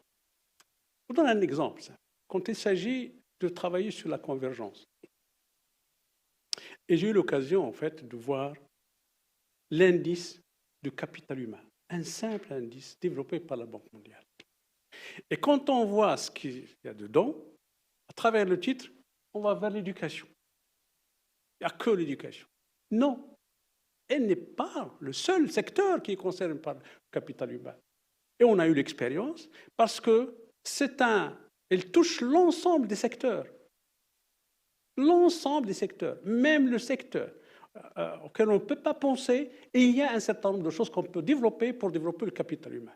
Et je pense que la somme des efforts peut avoir un impact extraordinaire sur l'indice global. Et j'ai eu l'expérience et on l'a calculé, on l'a amélioré. On l'a amélioré. Tout simplement parce que dans un département, il y avait un certain nombre d'actions qui se faisaient et qui touchaient effectivement le capital humain, et on a pris en considération. Et là, ça renvoie au partage de l'information. C'est-à-dire qu'on ne coordonne pas l'action de partage d'information. C'est-à-dire, je ne sais pas ce qui se passe de l'autre côté, et l'autre ne sait pas ce qui se passe de mon côté. Donc, je pense que la question de la mise en œuvre s'impose. Si j'ai aidé à citer un point très important qui est le leadership. Globalement, oui, sans problème. Mais pensons au leadership au sein de l'administration. Au sein de l'administration. On a besoin des directeurs, on a besoin des secrétaires généraux, on a besoin des chefs de division, on a besoin... En fait, il faut les pousser davantage. C'est là la mise en œuvre. Donc, c'est-à-dire que si on arrive à développer le leadership au niveau de l'administration, on va réussir le pari de la mise en œuvre. Ben sinon, il y aura chaque fois 2, 3 niveaux, en fait, qui ne se parlent pas parfois. Parce qu'il faut que le message soit le même. Sinon, ça va être beaucoup de choses à gauche et à droite, etc. Et chaque fois, on va se retrouver avec les mêmes problèmes. Donc, parlons la mise en œuvre, parce que ça, c'est le nœud de la réussite. Je pense, parlons le même langage également. Merci.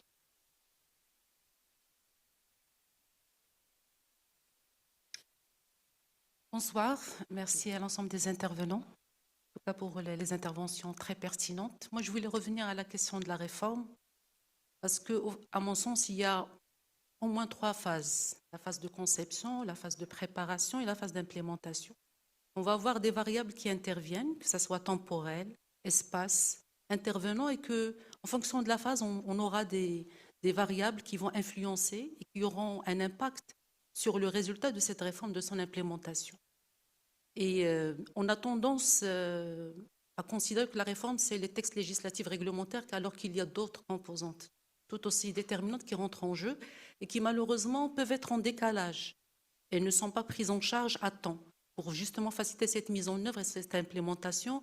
Et tout cela, ça nous remet à la construction de la réforme elle-même au niveau de la phase conception qui ne prend pas son temps nécessaire pour s'assurer qu'effectivement, il y aurait prise en charge dans les délais conçus.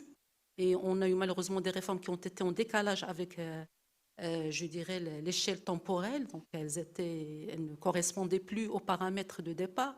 Ou qu'une fois, on a conçu une réforme à un niveau central et qu'au niveau territorial, elle n'était pas du tout applicable. Donc, tous ces éléments-là, je pense qu'il va falloir en tenir compte et qu'on s'assure des mécanismes nécessaires qui nous permettent qu'au moment de la conception, au moment de la préparation, qu'on ait tous les éléments nécessaires pour en assurer l'implémentation et qu'on n'occulte aucune des phases. Et malheureusement, des fois, on se jette directement sur les projets de texte et par la suite, on peut tomber dans des situations qui ne correspondent pas à ce qu'on avait conçu au départ. Merci. Est-ce qu'il y a d'autres questions? Sinon, on a déjà une question derrière, et sinon on a une fournée. On va prendre la... Parce qu'il se pourrait que ce soit peut-être la dernière. Allez-y, monsieur. Oui, donc ma question, c'est par rapport à notre... donc pour la mise en œuvre donc, du nouveau modèle de développement, donc à quel point on a pris en considération le contexte extérieur du Maroc. Et là, notamment, avec ce qui se passe maintenant, avec tout ce qui concerne les chaînes d'approvisionnement, donc les matières premières et tout ça. Et deuxième chose, c'est ce qui se passe avec notre voisin. Donc, cette agitation. Donc, si demain, Allah yahfad, je ne sais pas, donc, il y a une guerre avec l'Algérie, qu'est-ce que... Allah yahfad. Donc, est-ce qu'on a pris, par exemple, ces choses-là en considération? Merci. Pour conceptualiser, c'est quoi pour vous? C'est le risque politique? C'est quoi? Comment on va le qualifier? Je dirais c'est le risque... Un risque matières premières, commodities. Géopolitique, matières premières. D'accord. Tout ça, oui. Très bien. On va se contenter déjà de cette première fournée. Je vais rapidement reprendre quelques questions, même si d'autres semblaient relever plus du commentaire que de la question. Donc j'ai une question de M. Ben Moussa sur les situations de dissonance. Bon, je ne sais pas si c'est adressé à Sijaidi ou Sichami, bon, peu importe. Les deux, voilà, les deux. Alors, il y a une question de Mme Shkrouni sur ses craintes par rapport à l'approche bottom-up, n'est-ce pas, ou up-down. J'ai après monsieur qui a formulé des craintes par rapport même à l'échec, je dirais, de ce que vous êtes en train de faire, en fait. Puis après, il y a une interrogation de Mme Bousta aussi sur... Avant simplification du discours. Alors, j'ai cru comprendre que c'était un enrichissement qu'il a apporté, je pense, à notre discussion, mais si vous voulez y répondre, bien évidemment, voilà pas. Donc, il y a Mme Bousta qui s'interrogeait sur les autres variables, les autres déterminants au-delà des textes, la partie réglementée, et en quoi ces variables étaient suffisamment prises en compte ou pas dans la réflexion. J'espère vous avoir comprise, Mme Bousta. Et à monsieur, donc, dernière question qui était sur les risques géopolitiques. Voilà. Messieurs, à vous la parole. Alors, mon ami Si Mohamed, ouais, dissonance. Alors, est-ce qu'on peut parler de légitimité? Alors, toi, tu as conceptualisé ce nouveau modèle en parlant de légitimité politique institutionnelle. Et je sais que tu en avais déjà parlé auparavant, des sorties remarquables et remarquées. Et moi, sans rentrer dans les légitimités, je ne suis pas en désaccord avec toi, mais je ne veux pas conceptualiser sur les choses. Qu'est-ce qu'on fait s'il y a des dissonances aujourd'hui entre ce que propose le nouveau modèle et ce que propose le gouvernement? Et tu as raison de préciser que c'est le gouvernement qui a la légitimité des urnes, et on a bâti ça sur... On a été une commission consultative. Maintenant, ce serait dommage que le travail de la commission consultative, qui a pris tant de temps, tant d'énergie, et surtout qui a créé tant d'attentes et tant d'espoir, parte en fumée. Ce que vous dites, monsieur, sur l'échec craint, très différent du rapport de cinquantenaire. Le rapport de cinquantenaire a fait un diagnostic, bon, il a projeté quelques scénarios. Mais non, c'est franchement, du point de vue construction du modèle, on est quand même dans une autre approche. C'est pour ça que je reviens à ce que je disais tout à l'heure. On ne peut pas, pour moi, tenir le gouvernement responsable de quelque chose qui ne sait pas, sur lequel il ne s'est pas engagé. D'où je reviens sur l'histoire du pacte. Deuxième garde-fou pour moi qui est très important, c'est le HCP rénové. On va parler Sa Majesté, qui est normalement là pour suivre l'implémentation du NMD. Si les gars n'impliquent rien du NMD, il va faire un rapport à Sa Majesté qui dit on n'a rien à appliquer du NMD. Après, Sa Majesté prendra sa décision qu'est-ce qu'il en fait? D'accord? S'il y a une politique qui vient, qui est une politique qui n'est pas convergente, ils ont le ministère de la convergence, mais il y a aussi cette idée d'une politique qui devrait être dans l'esprit du NMD. Donc, si tu veux, il y a c'est juste qu'aujourd'hui, on sait ce qu'il faut faire. Les outils sont là. Il y a défini. Mais il faut les mettre en pratique. Donc, moi, je pense que ça peut résoudre une grosse partie de la dissonance entre les deux. Et surtout, moi, c'est ça ce qui est dommage, parce qu'il y a eu un tel espoir de créer, et tu étais bien dans les différentes rencontres territoriales, et tu as senti ce que les gens nous ont dit en avant, et quand on a fait la restitution, parce qu'on nous a demandé de faire la restitution. Ben, on n'a pas juste fait un rapport. On a fait un rapport, on a demandé de faire une restitution. Donc moi, je pense que ça, c'est vraiment... Et ça rejoint un peu ce que tu disais, Enza, sur le bottom-up, top-down, c'est-à-dire qu'aujourd'hui, on continue à faire les choses comme on les faisait auparavant. C'est le cas actuel, il ne faut pas jamais se voiler la face ou la raconter d'autres choses. Alors peut-être pas au niveau du ministère de l'Éducation, mais on posera la question, c'est Chakib. Et ce serait un comble quand même, qu'il continue à faire les choses comme elles se faisaient avant, alors qu'il a présidé cette commission.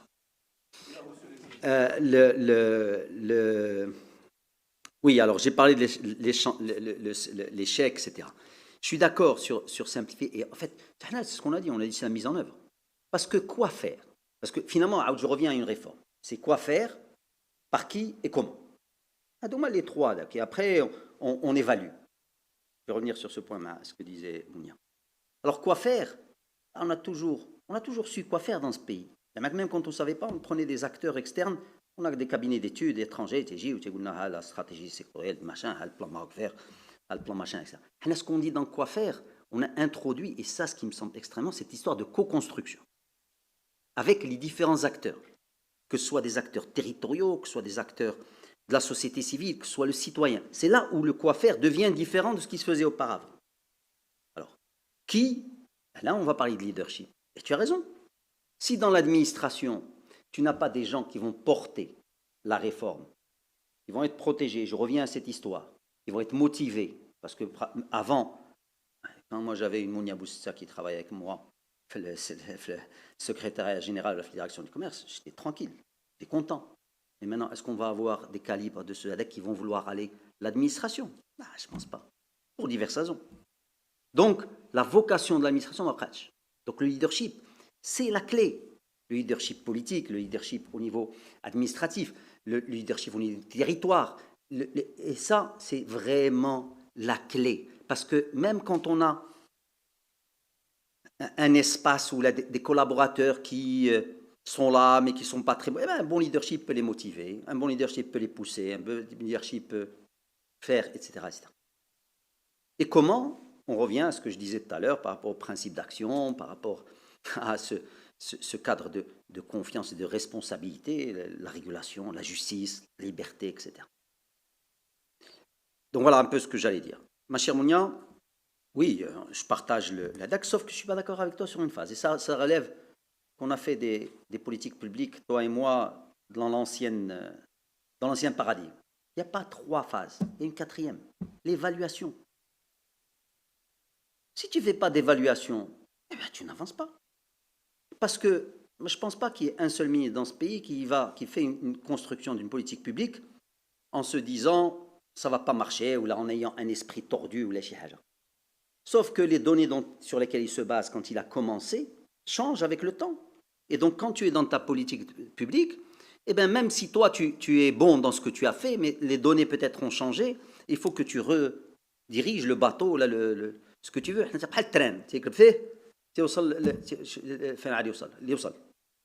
Donc ça, cette histoire de 4e phase est absolument importante, et je suis d'accord il n'y a pas que les lois. On l'a vu, il y a le comité de pilotage, il y a les task force sectorielles, je reviens, c'est une sorte de task force sectorielle, etc. Ce qu'on a appelé la syndication. Je vais vous donner un exemple concret. Quand on a lancé le plan Pacte pour l'émergence industrielle, on a passé 6 mois à négocier avec les autres ministres, d'accord, avant de signer devant Sa Majesté. On a appelé ça la syndication. Parce que c'est très facile de prendre et de dire je vais faire des zones industrielles, et le jour où vous voulez les avoir, le ministère de l'Intérieur dit que le Mandi, je les zones. Donc ça, c'est un exemple. Je vais former tant je ne sais combien de compétences l'Office de la formation professionnelle, il dit là, mais moi, je n'ai pas la capacité pour former.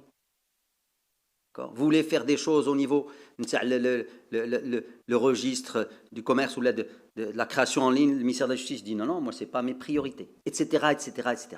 Et donc, cette idée de syndication, alors c'est de la co-construction horizontale avec les départements. C'est un peu ça dont j'ai parlé tout à l'heure, avant de sortir à l'extérieur, avec les différents acteurs, avec la population, etc.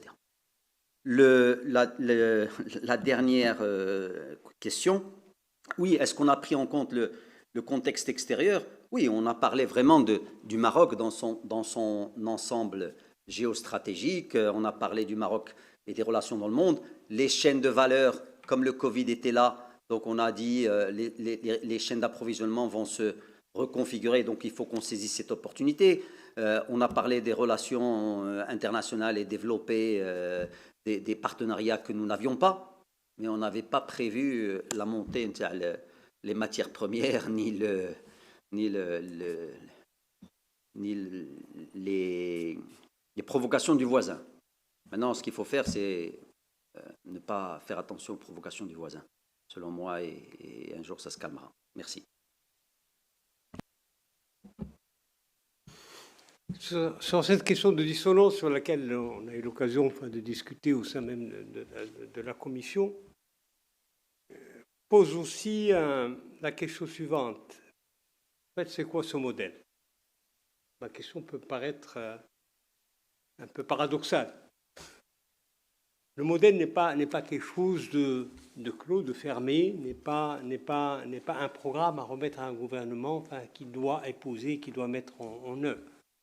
Nous avons vu comment a été la réaction de la sphère politique dans les premiers moments de la diffusion du programme. Une forme de distanciation, je dirais même de rejet, une attitude un peu dubitative sur un programme ou une réforme ou un projet qui va se substituer à la décision des partis politiques en tant que tels. Puis progressivement, à force de dialogue et de pédagogie, je dirais, de discussion avec les acteurs, à la veille des élections, et peut-être avec l'impulsion par la plus haute autorité du pays, on a vu comment les partis politiques ont progressivement modifié leur position, ont essayé de se réapproprier, jusqu'à parfois aller même à l'extrême, en disant que notre programme, c'est celui, le programme des partis, c'est celui du projet en tant que tel, du projet de réforme. Le premier moment, disons, fort, c'est celui de ce gouvernement où on constate qu'au sein, disons, de l'action gouvernementale ou du programme du gouvernement, il y a des empreintes, il y a quelques traces. Il y a peut-être aussi quelques choix importants qui figurent dans le programme gouvernemental qui sont inspirés par le modèle. Mais le modèle n'est pas nécessairement un programme gouvernemental, n'est pas un programme gouvernemental. Ce sont des grandes orientations sur le moyen et long terme, avec des propositions de modalités de mise en œuvre, avec des projets phares qu'on considère comme étant, comme tu le sais, les leviers sur lesquels la transformation peut s'opérer, aussi bien à l'échelle économique, à l'échelle sociale, qu'à l'échelle institutionnelle. Il faut le prendre tel quel. Donc c'est tout à fait normal qu'il y ait des dissonances, à mon avis.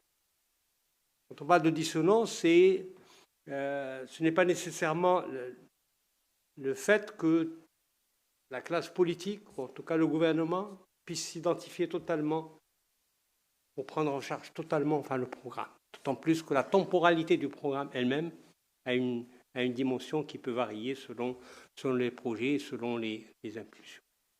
Donc c'est pour ça, moi, je ne vois pas une question, je n'examine pas ça comme étant une dissonance. Je me pose la question de qu'est-ce qui peut être pris en charge aujourd'hui dans l'urgence et qu'est-ce qui peut impulser une transformation sur le moyen et long terme. Et comment veiller à l'implémentation des grandes orientations. Et je crois que nous avons eu l'occasion de discuter sur les mécanismes. Maintenant, est-ce que ce sont les mécanismes les plus efficaces? Je ne pourrais pas me prononcer aujourd'hui sur le delivery unit, sur l'instance à localiser auprès du chef de gouvernement pour jouer ce lien entre la delivery unit et en même temps l'autre instance qui veille il y a la proposition de la réforme du HCP. Et derrière cette réforme se posent aussi aujourd'hui beaucoup de questions qu'on n'a pas encore résolues, qui ne sont pas faciles à résoudre. Cette instance sera-t-elle une instance d'évaluation et de suivi? Oui, d'après ce qu'on a entendu. Mais quid des rôles des autres acteurs qui font de l'évaluation, que ce soit la Cour des comptes, que ce soit d'autres instances? Est-ce que c'est un lieu tout simplement de capitalisation de l'information qui permet un suivi le plus efficace possible des politiques publiques et de la mise en œuvre du programme, du projet? De quelle manière? Le système d'information a besoin aussi d'un autre dispositif qui n'est pas nécessairement et uniquement celui de suivi et évaluation. Suivi et évaluation, c'est une méthode qui permet justement d'apporter un éclairage sur l'application d'un certain nombre de décisions. Mais le système d'information a besoin peut-être d'une institution autre, d'une certaine manière. Donc ça reste encore peut-être un enjeu de débat aujourd'hui, même sur cette réflexion sur la réforme, disons, du HCP. Donc je ne vois pas la question, moi je ne la pose pas en termes de dissonance. Il y aura toujours ne serait-ce que par le fait que le jeu électoral, que la compétition des partis politiques ne va pas aller dans le sens de l'appropriation absolue et totale de tout l'ensemble. Et je ne pense pas qu'on soit dans cette lecture. Il y aura toujours, évidemment, des écarts, des visions différentes. Et puis, le projet lui-même est très clair sur un certain nombre de leviers, sur un certain nombre de propositions, mais il laisse la porte ouverte à un ensemble de débats sur un certain nombre de politiques. Même sur la question de la réforme fiscale, même sur la question de la protection sociale, même sur... Et donc, c'est à la limite, c'est une réflexion, une proposition qui permet de débat et qui permet aux acteurs de s'approprier ces réformes et de leur donner un contenu beaucoup plus précis, d'une certaine manière. C'est pour cela que, de mon point de vue, l'enjeu le plus important de la mise en œuvre, au-delà des mécanismes sur lesquels peut-être il peut y avoir une certaine efficacité dans leur conception et dans leur action.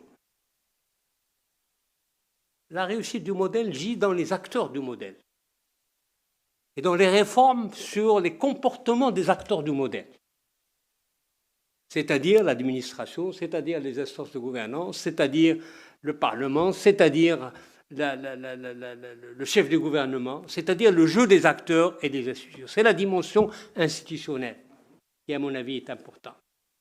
C'est peut-être là où gît la possibilité pour les orientations qui ont été dessinées, les propositions de programmes qui ont été dessinées de se mettre en œuvre dans les délais et dans la vision annoncée, avec une certaine célérité, avec une appropriation par les acteurs. Donc la réussite du modèle, du point de vue de son application, réside, à mon avis, dans la transformation des comportements des acteurs. C'est là l'enjeu véritable, au-delà des mécanismes et des dispositions. Maintenant, évidemment, le modèle n'est pas tout simplement réduit à l'action d'acteurs aussi importants que l'administration, que le gouvernement ou que le Parlement, quel que soit leur poids dans le processus d'élaboration des décisions. C'est aussi le citoyen, ne l'oublions pas. Peut-être l'approche la plus intéressante du modèle, c'est de dire nous mettons le citoyen au cœur de ce modèle.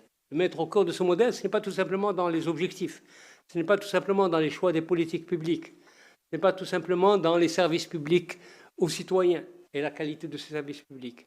C'est aussi le citoyen en tant qu'acteur.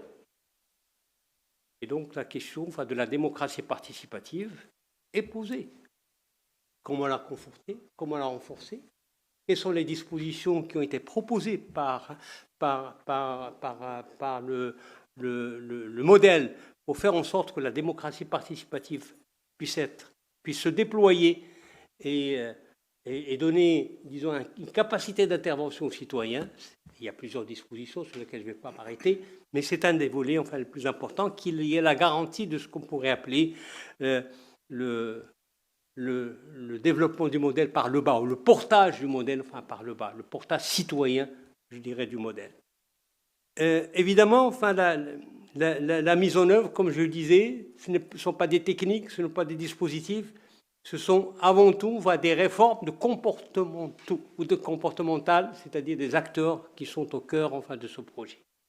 C'est à mon avis enfin, la question. Et évidemment, nous savons que la dynamique enfin, de la mise en œuvre va s'étaler dans un horizon de temps et qu'en fait le temps, je disais tout à l'heure, il faut faire en sorte que ce temps ne soit pas un temps lent, même si le temps long est important enfin, dans l'évolution, dans la mise en œuvre enfin, de la stratégie ou des choix. Et la temporalité est différente aussi selon les acteurs. Le temps du politique n'est pas le temps du citoyen, n'est pas le temps de l'économie, n'est pas le temps de l'administration, et encore moins celui du Parlement.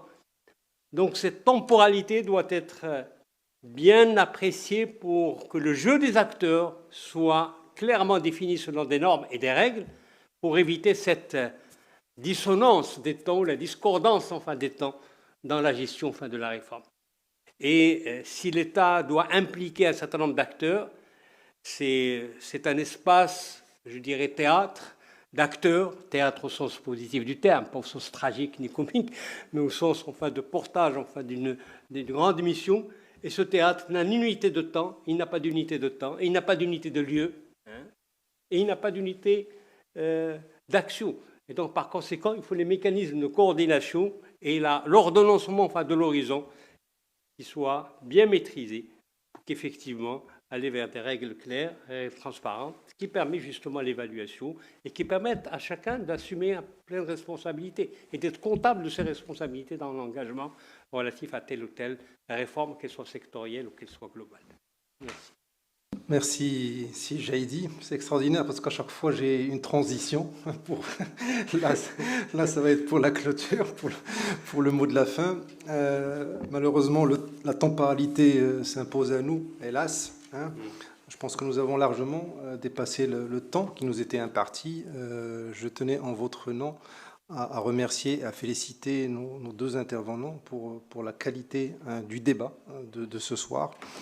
Il faut conserver cette flamme puisque le Policy Center vous donne d'ores et déjà rendez-vous sur des thématiques qui se situent en complétude à celle de ce soir. Alors le 2 décembre, ce sera gestion macroéconomique, réforme sectorielle, toujours à la même heure, 18h. Le 9 décembre, ce sera autour d'un sujet là aussi hautement stratégique et d'actualité, donc la protection sociale. Et le 16 décembre, donc ce sera autour de l'action publique locale. Donc vous voyez bien que ce sont des thématiques qui n'étaient pas tellement éloignées de ce qu'on a débattu aujourd'hui. Je voudrais aussi saisir cette occasion pour féliciter et remercier les organisateurs, ceux que vous ne voyez pas, ceux qui sont dans l'antichambre en coulisses, et une équipe de jeunes formidables qui fait en sorte que ces événements soient régulés comme une horloge suisse, enfin presque. C'est Ahmed qui nous a un peu perturbés. Je pense qu'il y avait un petit souci de rendez-vous tout à l'heure. Et je voudrais aussi surtout vous transmettre d'abord les excuses du maître de cérémonie, mon ami Karim Ainaoui, qui est président du Policy Center, qui s'excuse de ne pas être venu ce soir, ne pas pouvoir être avec nous ce soir. Et en tout cas, qui vous transmet ses remerciements, et à la fois pour nos deux conférenciers et aussi pour l'assistante, et qui vous donne donc rendez-vous pour les prochaines conférences. Voilà, donc sur ce, merci encore une fois et bonne soirée. Il faut remercier Sibn Abid, bravo, merci, cher ami. Et M. Ben Moussa, qui s'était engagé sur un mot d'introduction, va se rattraper pour le mot de conclusion, je pense, si j'ai bien compris. Viens d'asseoir.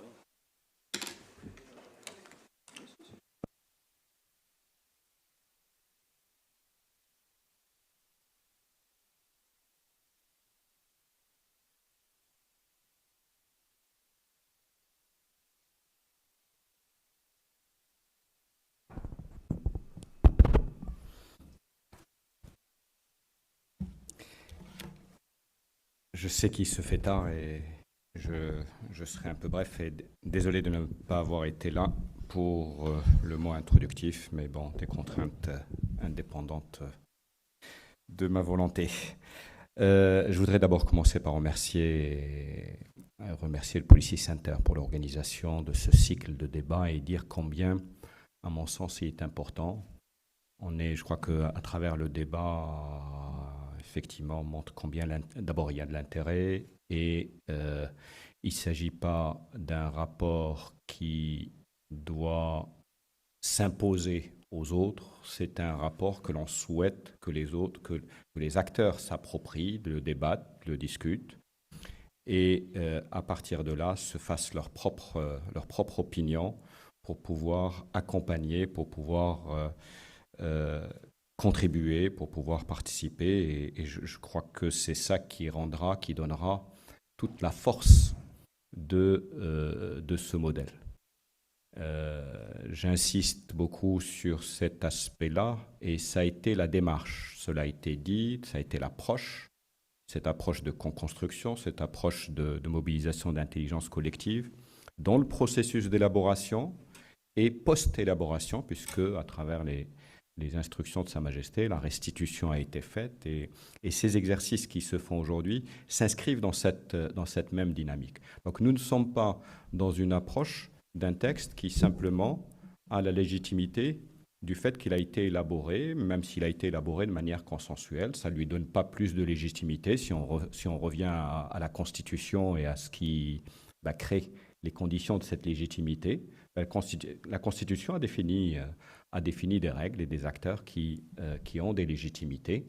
Mais là, on est dans un autre processus qui essaye, en élargissant la base des acteurs, en travaillant avec ces acteurs sur la construction des solutions, en partageant la démarche globale, de construire une dynamique qui peut porter un certain nombre de réformes et peut être portée par ces acteurs. Et si on admet que ce modèle de développement n'est pas l'affaire du gouvernement, et c'est l'affaire de tous. Bien sûr, le gouvernement est un acteur. Mais c'est l'affaire des autres institutions, c'est l'acteur des pouvoirs, des acteurs économiques, des politiques, c'est des acteurs de la société civile. Et si l'on n'admet pas cela, je pense qu'on restera dans cette approche justement top-down ou dans cette approche qui n'est pas multidimensionnelle et qui est une approche qui peut aider à gérer la complexité, peut gérer à donner de la résilience à ce qui a été proposé par rapport à une démarche où on aurait été simplement dans des préconisations. Je crois que c'est ce qui a été fait dans beaucoup d'autres rapports et justement le choix a été un choix différent. Alors il est évident que la démarche nous a imposé aussi, a des implications.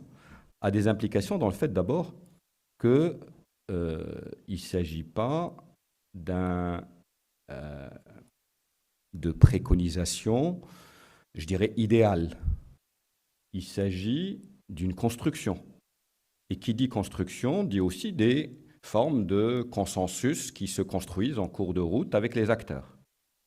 Et donc, il est fort possible que sur un certain nombre de réformes, sur un certain nombre d'options que le rapport retient, ces options ne donnent pas satisfaction totalement aux uns ou aux autres.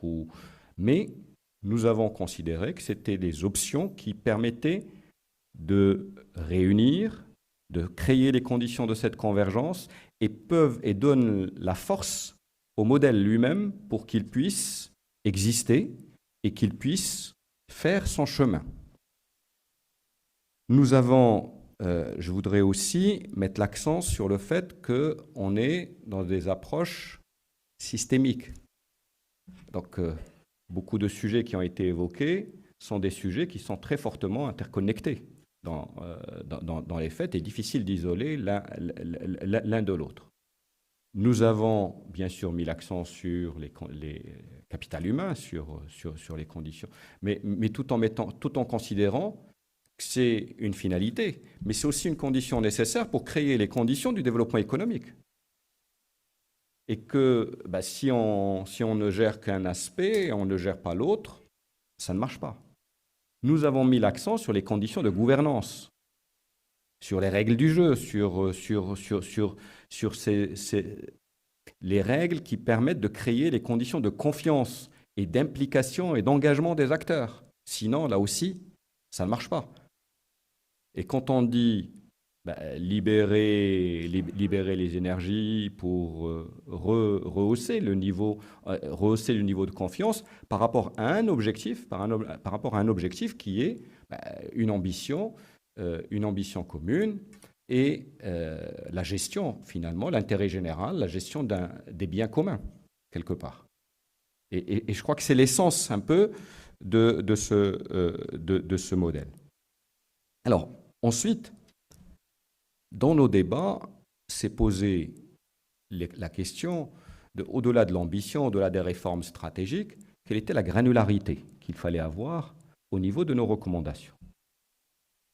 Et nous étions conscients que on ne peut pas se contredire nous-mêmes. On ne peut pas en même temps dire on est dans la co-construction et en même temps on vient avec un menu tout fait qu'il suffit de dérouler. Ça ne marche pas.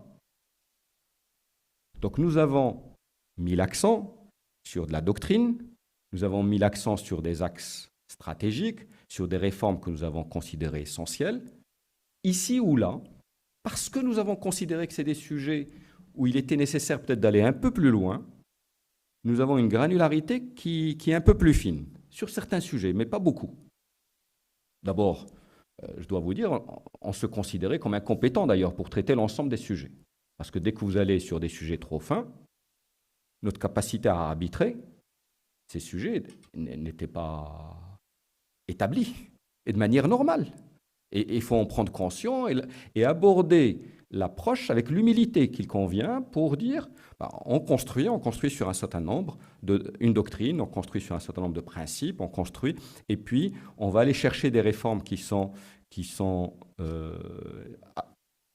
structurelles, qui sont absolument nécessaires et sur lesquelles il nous paraissait absolument nécessaire d'avancer pour créer le déclic. Et puis le tout, c'est de dire ensuite, tout ça doit être porté, doit être géré par les acteurs dans une approche de co-construction pour aller dans les détails. Et donc, c'est pour ça que moi, je suis souvent gêné par le débat sur comment, et je sais que c'est un débat public aujourd'hui, gouvernement vs modèle. Parce qu'on n'est pas dans la même gestion des temps. C'est pas la même temporalité. Par contre, là où il me paraît essentiel, c'est de dire attention, derrière le modèle, il y a une culture que l'on essaye de diffuser, il y a un état d'esprit, il y a une démarche générale. Comment cette démarche générale est appliquée ou n'est pas appliquée? Et ça peut être effectivement un sujet. Et je pense plus ce sujet est porté par les acteurs de la société civile et par tous les acteurs impliqués, et plus il a de chances de se mettre en place parce qu'il devient un sujet de consensus. Je voudrais terminer par la notion de gestion du changement. Au cœur, bien sûr, qu'il y a eu beaucoup de réflexions, qu'il y a eu beaucoup de rapports, qui avaient déjà réfléchi sur un certain nombre de réformes. Et je pense que la Commission, dans son travail, au-delà de ce qu'elle a écouté, au-delà de ce qu'elle a essayé d'articuler tout cela pour lui donner de la cohérence et pour s'assurer que tout ça fait sens. Parce qu'à un moment, il faut bien le financer, parce qu'à un moment, il faut bien le mettre en œuvre et parce qu'à un moment, il faut le porter. Sur ces questions de gestion du changement, là, je voudrais évoquer 2 ou 3 points qui me paraissent essentiels. Un, le changement, c'est déjà la gestion du temps. C'est le rythme de ce changement. Et qui dit rythme le changement dit quelle mobilisation des acteurs, quel leadership, quel process par lequel on peut créer cette dynamique. La dynamique en elle-même peut ne pas c'est le déclenchement de cette dynamique. C'est le fait que, et nous avons fait le constat, que nous étions dans une situation aujourd'hui d'équilibre, que nous avons considéré que l'équilibre était sous-optimal, parce qu'en fait, quand vous regardez chacun des acteurs, vous pouvez parfois même considérer que probablement certains font bien leur travail.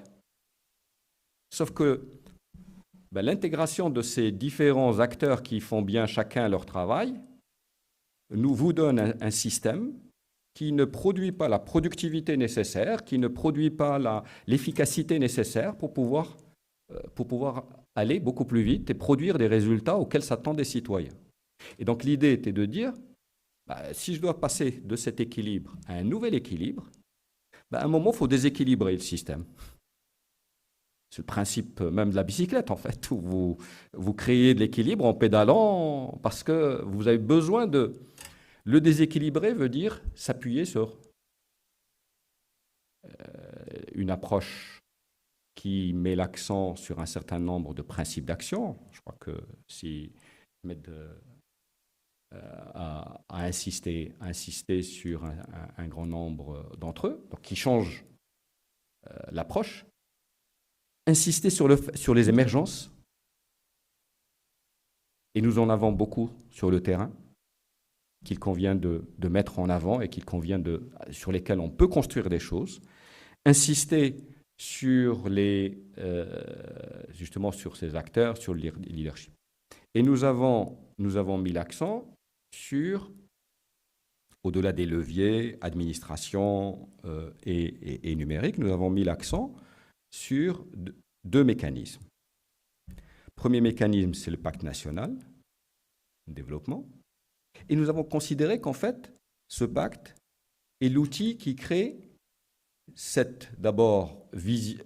qui acte une vision commune à un horizon donné, même si c'est un horizon moyen et long terme, et qui donne une force à un travail qui est autrement un travail d'une commission consultative. Donc cette force, nous avons fait le choix volontaire, parce qu'on aurait pu dire qu'il faut aller vers une loi, il y avait l'idée de la loi cadre, on a eu des débats là-dessus, etc. Et le choix a été fait volontairement de dire la nature de cet exercice, qui est un exercice de moyen-long terme, qui est un exercice où on a une granularité beaucoup plus large, qui définit un état d'esprit, se prête plus à la construction d'impact entre l'ensemble des acteurs, politiques et non politiques, qui permet de créer cette dynamique, convergence, verticale, horizontale, qui mobilise les acteurs et les engage dans l'action. Donc ils deviennent eux-mêmes redevables vis-à-vis des citoyens, à un moment ou à un autre. Et puis, vous avez dit, bon, tout ça, c'est bien, mais il faut un mécanisme de suivi. Et parce qu'on est sur le temps long, parce que ce qu'on a préconisé à un moment donné, il faudra bien le monde change et ne changera peut-être pas tout à fait simplement dans les directions que nous avions envisagées. Et il peut y avoir de nouvelles crises. Il faut gérer ces crises, il faut gérer les risques, il faut gérer... Et ce qui a été préconisé, c'est ce mécanisme de suivi qui permet d'avoir une forme de pilotage du changement à travers le temps.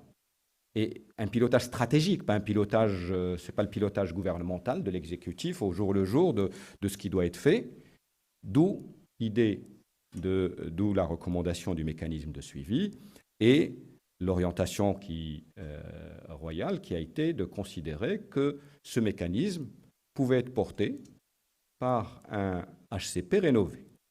Alors maintenant, ce HCP rénové, quels en seront les contours, les difficultés?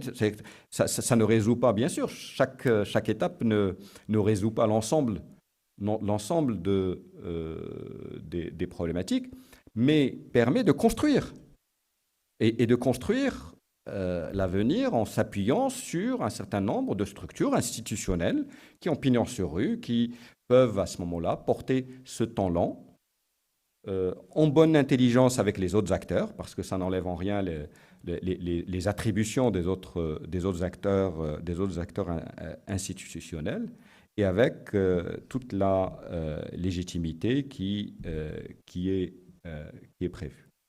Voilà un petit peu quelques éléments sur lesquels je voulais insister et qui permettent de mettre en perspective finalement l'intérêt aussi de tous ces débats, du débat qui aujourd'hui est porté par le Policy Center et auquel nous avons appelé en tant que commission pour prolonger le travail. La commission est éphémère, la commission a terminé son travail, fait encore un exercice d'explication pour bien remettre dans le contexte un certain nombre de recommandations qui sont dans le rapport, mais le débat, lui, n'est pas éphémère. Le débat, lui, doit se poursuivre et de manière tout à fait naturelle, et ça relève, c'est ce qui fait que la société est vivante. Maintenant, le consensus sur lequel les recommandations de ce modèle ont été construites et que nous avons vérifié avec les acteurs économiques, nous avons travaillé sur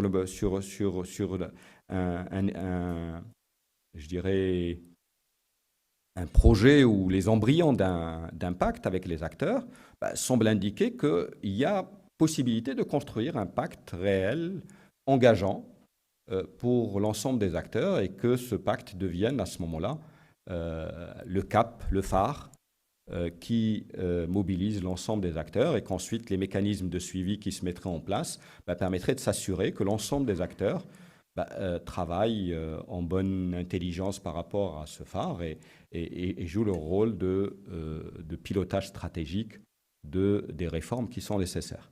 Et beaucoup de réformes ont besoin d'une mobilisation des acteurs de la société civile. Le chemin ne sera pas un chemin simple. Chacune des réformes va susciter des réactions normales les débats, l'appropriation qui aurait eu lieu peut aider ensuite à donner du sens à telle ou telle réforme et à pouvoir l'appuyer par tous les acteurs qui sont concernés, qui sont partie prenante. Et c'est quelque part, c'est un peu notre espoir que dans cette dynamique qui se met en place, tout cela puisse se développer et soit porté aussi par les acteurs de la société civile à côté de ces institutions qui seraient mises en place. Merci de votre attention. En tout cas, merci encore une fois Si Belmoussa pour cette synthèse contextualisante et qui arrive finalement pile poil, à point nommé, en fin de notre conférence très très intéressante. Merci encore une fois. Merci à notre modérateur d'avoir bien voulu modérer. C'est bien, merci.